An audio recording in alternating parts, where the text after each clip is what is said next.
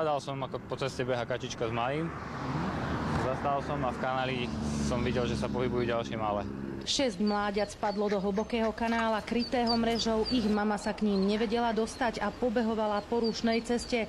Všimol si ju okolo idúci vodič, ktorý neváhal zavolať hasičov.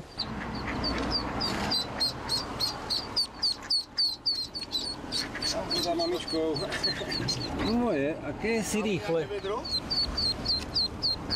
Zlaté to je. Upozorňovali odstavenými blikajúcimi autami okolo idúcich vodičov na to, že sa na ceste niečo deje, aby spomalili.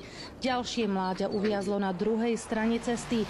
Hasiči liezli do kanála popri autách, ktoré cestou prechádzali. V premávke si tak museli dávať pozor aj sami na seba.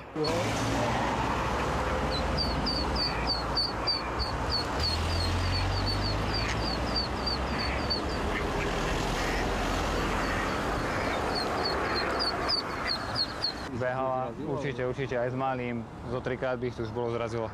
Kačacia rodina prešla z Hrona cez 2 dvojprúdovky plné aut. Hasiči ich naložili do vaku a odviezli späť k vode.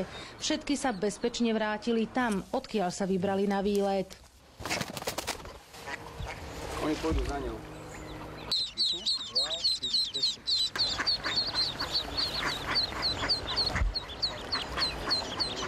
Z Banskej Bystrice Katarína Kováčiková, televízia JOJ.